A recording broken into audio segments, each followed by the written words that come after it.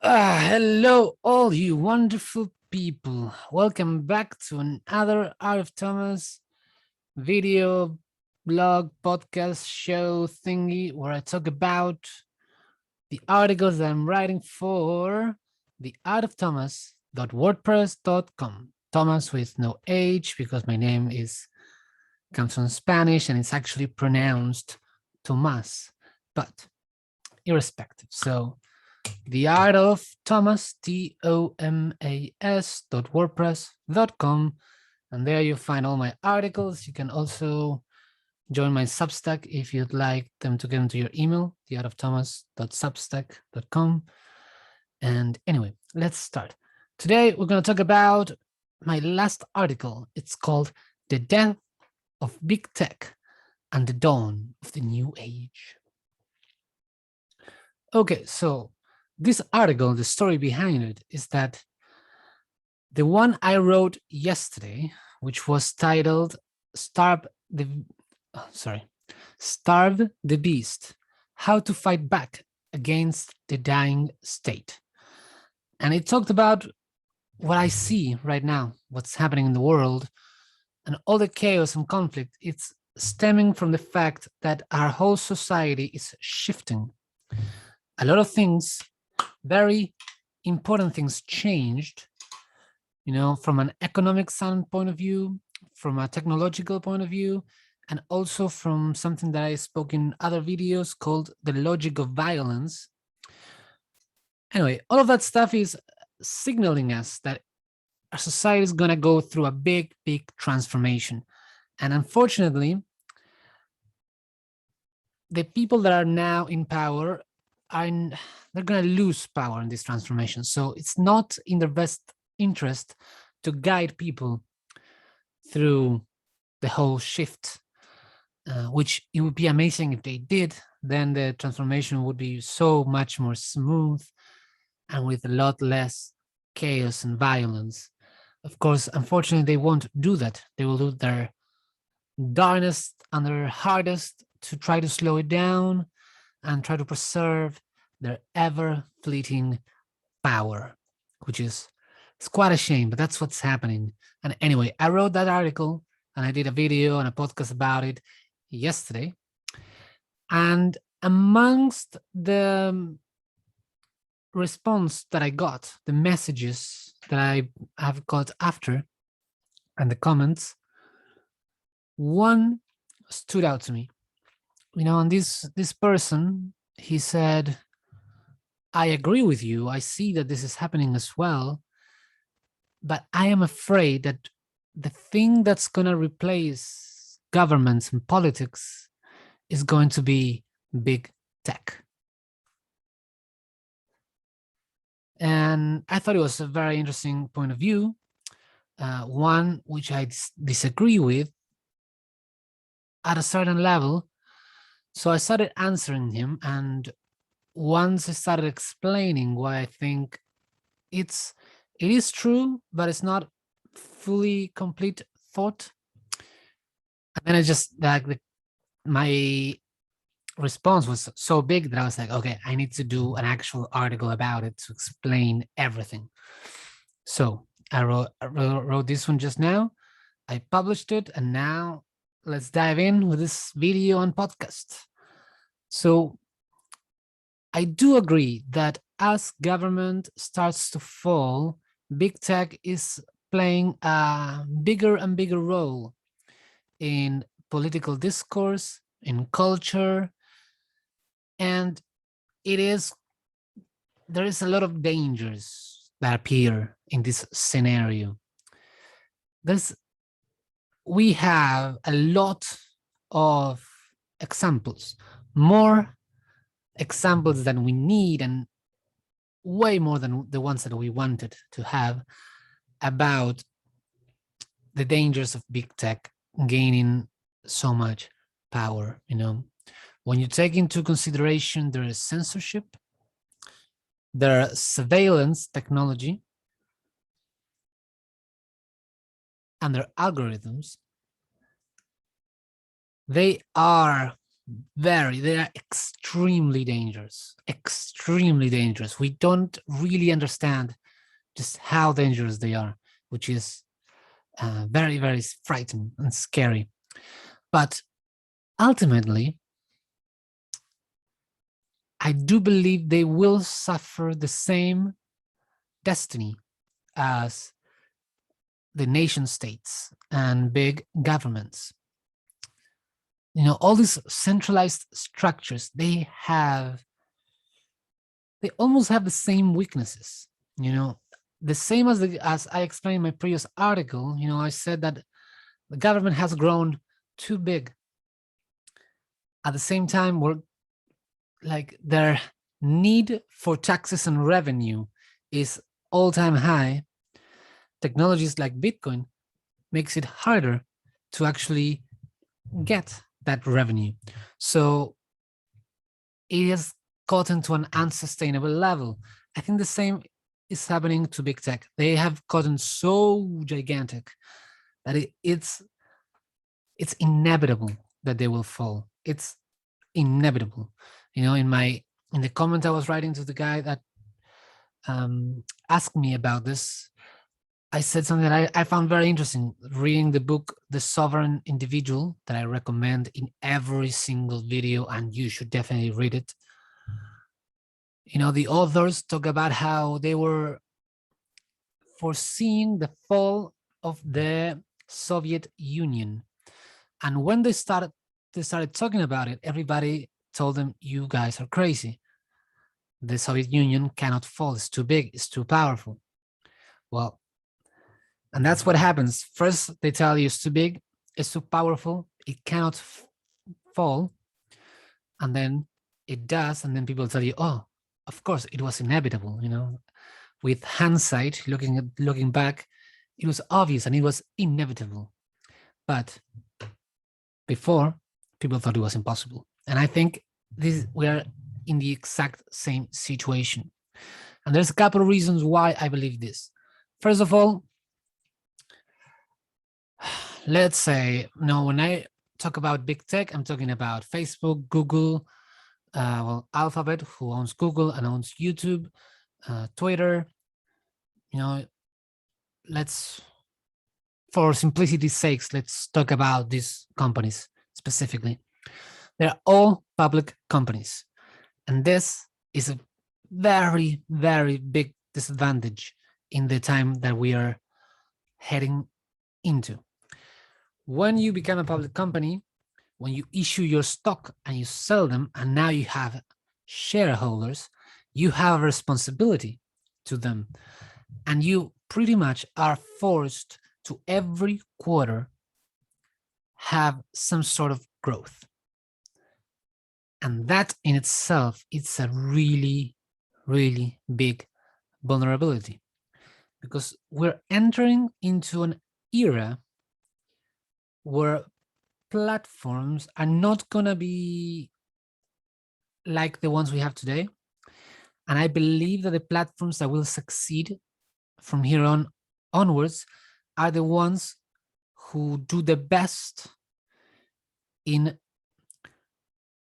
transmitting the wealth that they gain through their services onto their users, not their shareholders. The platforms that do this successfully will attract the most users. As a user, you will want to go to where you're getting the most value and where your rights are being protected. So we are transitioning into a user-owned economy, whereas the business structure of Silicon Valley startups, that was the thing that ruled the world until this moment, you would get your investors, the investors would get the early stock, then you would use that money to get a ton of users, but the users wouldn't benefit. The investors would be the ones benefiting. So now we have this new rising business model that is very much facilitated through technologies of crypto and blockchain. And now, how can a company like Facebook, of course, now they changed their name to Meta, but how can Meta, Google, YouTube adapt to this new structure if they need to protect the interests of their investors and shareholders, where they need to provide profit every quarter? And that doesn't allow you to take risks that you would need to take. You would need to sacrifice short-term economics. And you can't do that with your own current business model. So that's a very big vulnerability. And the more this becomes obvious, and the more the new rising platforms understand the new business model, more people are going to start to flock to the other place. Of course, if you are one of the big techs, you're going to fight this change with everything you've got. And the same as the government is getting more tyrannical, more oppressive than ever, as they feel their power diminished, we're going to see the same with big tech. So they're probably going to become worse in everything that makes them bad. So they're going to be more censorship, we're going to see more surveillance, and we're going to see more sketchy stuff done with the algorithms. Now, this is something we need to expect. This is probably what's going to happen. But they're like, it's good. You know, most people will see them become more aggressive, and they want to understand why, and they're going to be very confused. But if you understand, okay, they are actually losing their power. You know, every structure feels its most strong right before it falls, because, you know, it's trying to assert itself because it feels that it's losing its power. And eventually, trying to assert yourself only makes the process faster and more painful, because you drive people away. At the same time that we are seeing these brand new platforms, like, let's throw some examples of the ones that already exist. I'm not sure if the ones that already exist are just the first experiments, or they will actually become the new big platforms. I'm not sure. But right now we have Minds.com. It pretty much works like a Facebook, but it doesn't have shareholders. They crowdfunded the platform, and they said, we don't want to fall into the same place that Facebook fell, that they needed to provide profits for the shareholders. So we're not going to do that. And we're just going to operate under the money that we make, and we're not going to look for investors and that kind of stuff. And they have their own token, the Minds token. And if you're a valuable member of the community, you earn these tokens. At the same time, we have stuff like Odysee. You know, Odysee is a YouTube competitor. This video is now being also uploaded to Odysee, so you might be watching it there. And Odysee as well, they have their own token. And if you create good content and people watch it, you can get more of that token. The value is getting pushed, it's being given back to the community itself. We have Theta as a rival to Twitch. We have Audios, which is a great competitor to Spotify, where if you're a musician, you can put your music and it's decentralized and nobody can take it down, and you can earn the Audios token. Now, the cool thing about Audios is that their token is also a governance token. Sorry if this is too much information. I will make a separate video explaining governance tokens. But basically, and I think this is huge, is that if you have the Audios token, you actually are owning a little piece of the Audios platform, okay? So we are gonna move to a space where CEOs, board of directors, all that kind of stuff is going to be replaced by the users. The users will become the owners, you know? So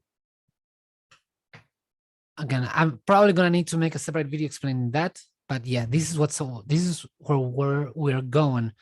And the legacy platforms, they cannot adapt unless they let go of everything that makes them powerful and unique. So it's going to be really, really hard for them to adapt. Again, it's not going to happen instantly. It's not like tomorrow they're going to collapse and we're going to move to these new platforms, but it's happening. It's a trend, and the trends, you know, powerful trends like this one flow only in one direction. So over time, it's this change, it's only going to increase. You know, I think in the article I wrote this, like, we need to look at Bitcoin. Okay, what makes Bitcoin so special? Bitcoin is extremely special because it's fully decentralized. Nobody owns it. Nobody can manipulate it, and it's censorship proof. Nobody can tell you you can't use it. Nobody can shut your Bitcoin wallet down, right? So those aspects, big tech doesn't have any of that. The new platforms are adopting that exact same thing. They're becoming that version of the platform. They're like YouTube. No, they're appearing decentralized, censorship-proof video platforms that are going to compete with YouTube. And the same thing is going to happen to everything, every single thing. And it's going to be owned by the users, and the value that the platform generates is going to go back to the users. So it's really, really, it's great. It's amazing. It's wonderful. Let's go, right? Anyway, this is going to happen. You know, it's starting to happen. We see the first platform appear. They're experimental. We're going to see how they go. Maybe they will fall, maybe they will crash, but they will keep coming. And eventually we're going to find the good ones. And the more big tech loses their power, again, they're going to assert themselves more, and that's going to drive people away faster. So we are in this move. This is where things are going. This is what's happening. And we need to be aware. This is going to be great for the people who couldn't find, let's call it success, even though I hate that word, because the people that are not, again, successful, even though I hate that word, those people are the ones that are more incentivized to be looking for these new alternatives and spotting these new trends that are appearing. So those are the ones who stand to gain the most. Whereas the people who are doing great with Facebook, YouTube, and Twitter and Instagram, they are not looking. Okay, they're fat and happy. They're content, complacent. So this is a massive move, and it's going to benefit those who are most aware, the ones who are looking for it, the ones that are paying attention. Now, from my part, I'm trying to keep my eyes as open as possible, and I'm trying to learn as much as possible and follow different kinds of people that give me different kinds of information, try to learn the most, and I'm going to try and share everything that I learned with you for free forever, hopefully. My only goal is to get better at finding good information and communicating it in an engaging way, so that we can help the more people do this transition, this shift, as we possibly can.